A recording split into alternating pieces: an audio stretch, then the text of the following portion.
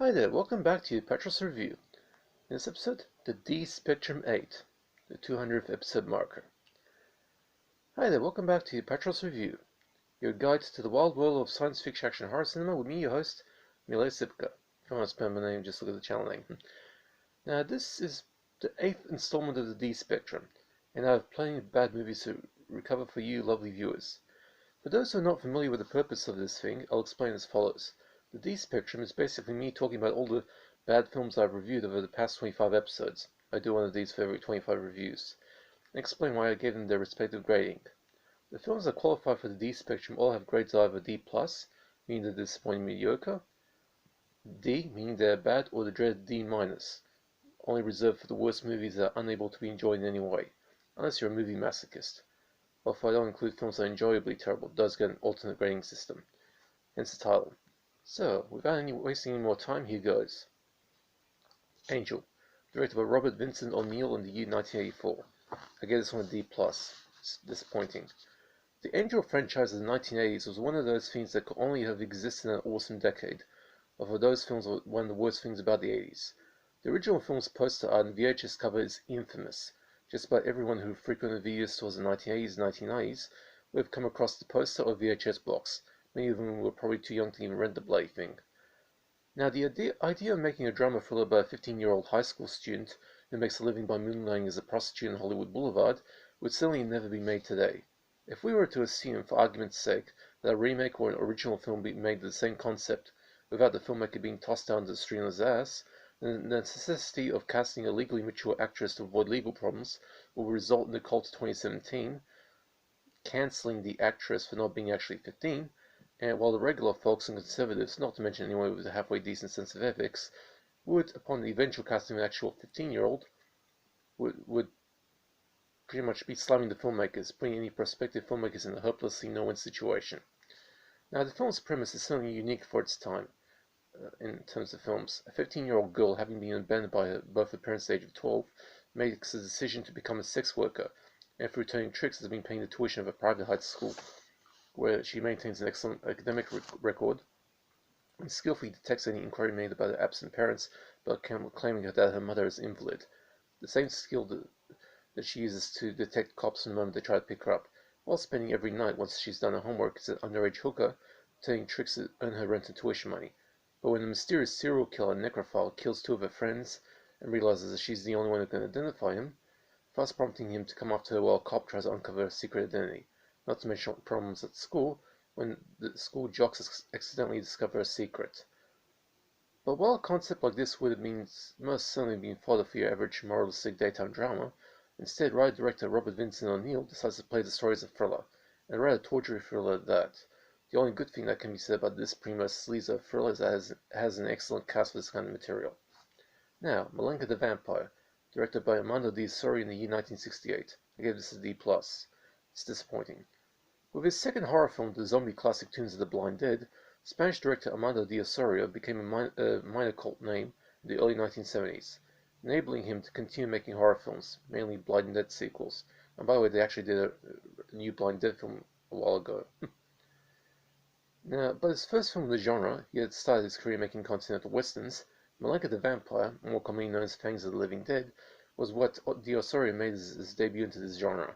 Unlike Tombs of the Blind Dead, which was full of atmosphere and had some unnerving scenes, Malanka the Vampire is nothing more than a cheap and dreary vampire thriller.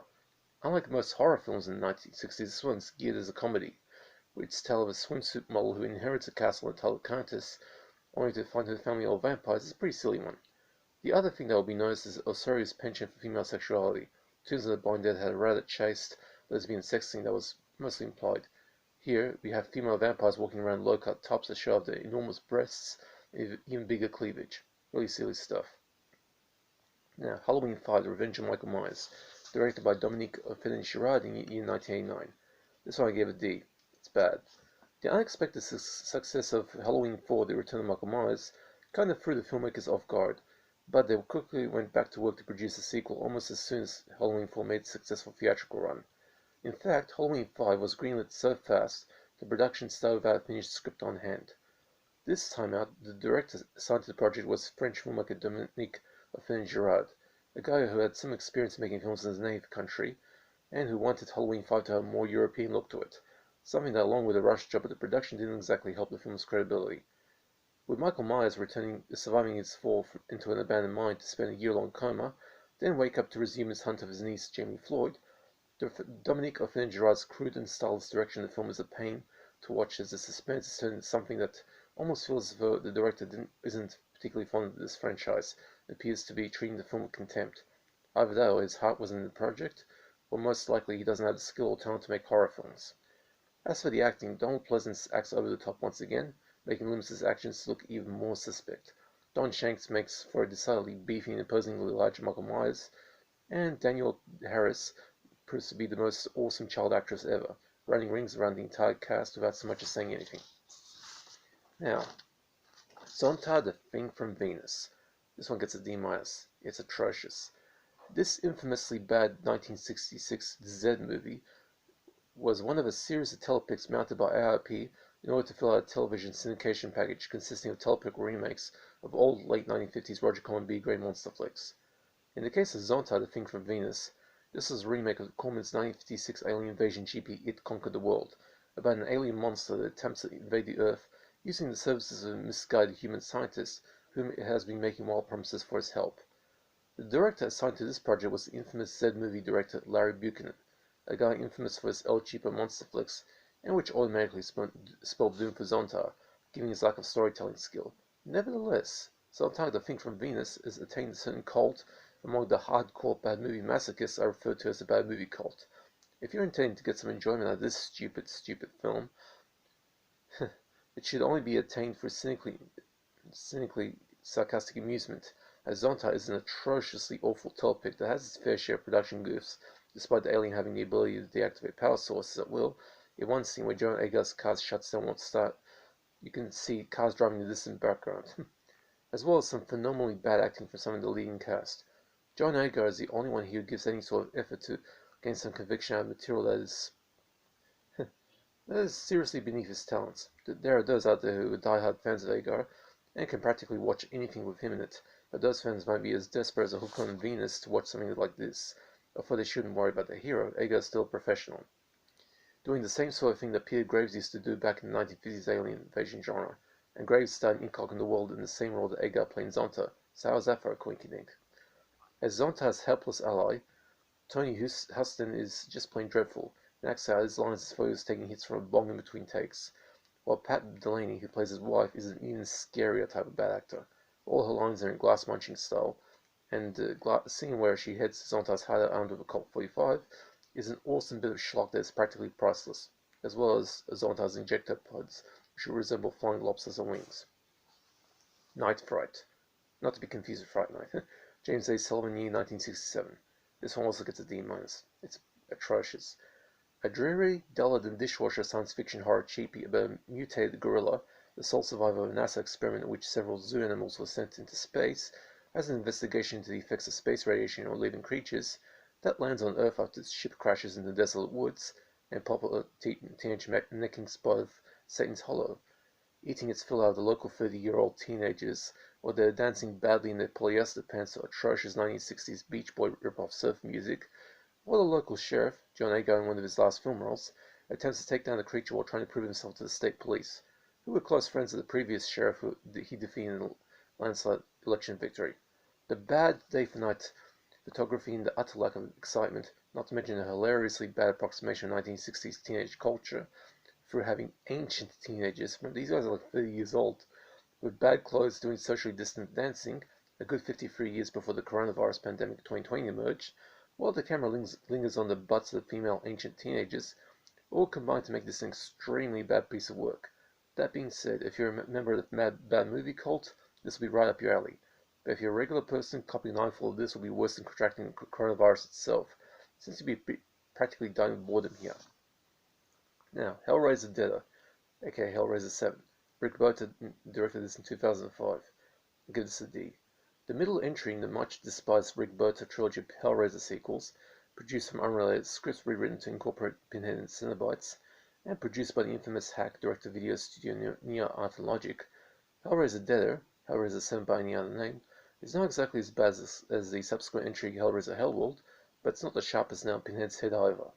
This time out, we have a rather strange cult operating in the Romanian city of Bucharest, where the followers are killed but then come back to life as zombies in order to pursue a life of sexual fetish, and who are the soldiers in the private war that Winter, the mysterious descendant of the La Merchant family that created the Lament configuration, has been waging against Pinhead and Cenobites. We do know that his family will win the war against Pinhead eventually, but not in this current round. Well, it's not the future yet. One of Winter's followers, a woman named Marla, sends a videotape, remember those? Of one of the induction ceremonies, where a pretty young woman blows her brains out of a revolver and then gets reanimated, to the editor of a British underground magazine, prompting the editor to send his ace reporter and former girlfriend, Amy Klein, to Bucharest to investigate the cult, who call themselves Deaders. Deaders. Only for Amy to wind up becoming a zombie herself, and with Pinhead coming to town seriously gunning for Winter.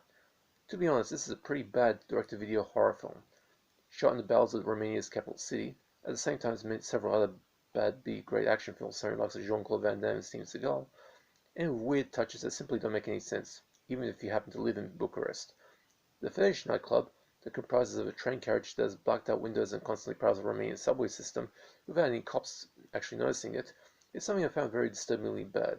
I know that parts of Eastern Europe practically don't give a shit about investigating things like that, but this really takes the cake in terms of questionable plausibility. Halloween, The Curse of Michael Myers, directed by Joe Chappelle in the year 1995. Get this on D+. Generally considered by most Shape fans to be the worst film of the franchise, Halloween, The Curse of Michael Myers is a film that, despite the troubles going on the production side of things, is actually a fair bit better than what its extremely negative reputation tends to signpost.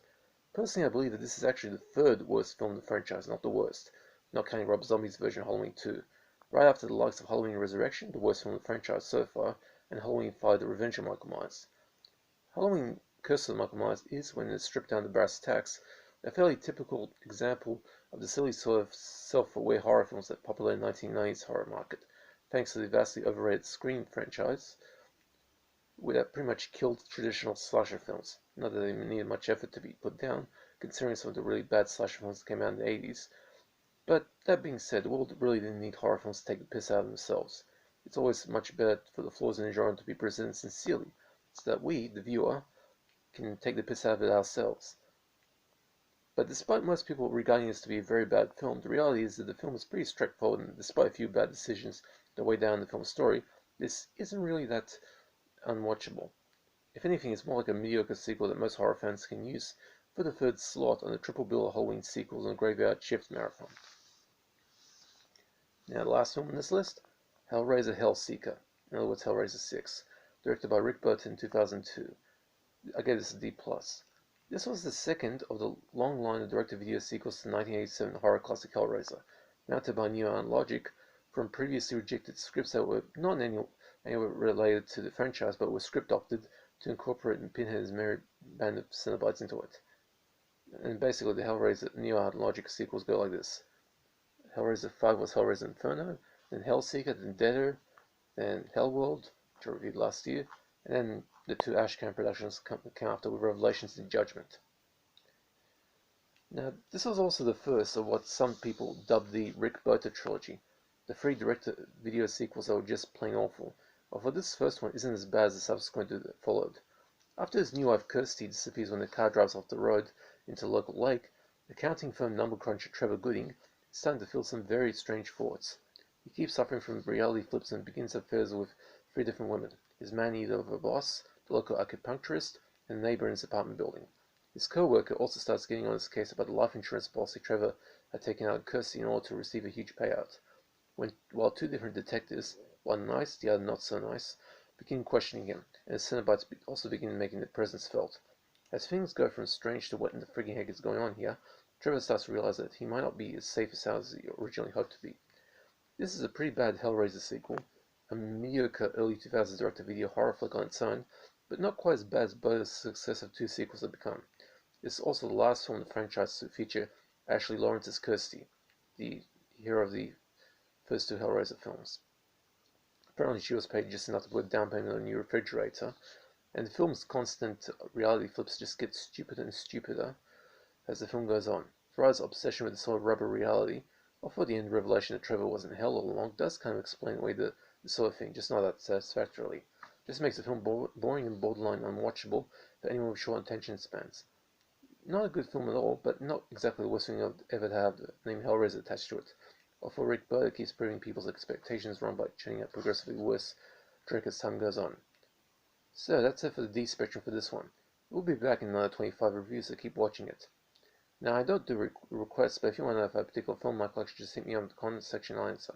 Also, if you have any questions, or if there's a certain type of film that you like in the horror, science fiction genres you want me to cover, I'll let you know if I have anything coming up for that. Okay, I hope you guys are staying safe. Take it easy. And that's it for the D Spectrum 8. See ya.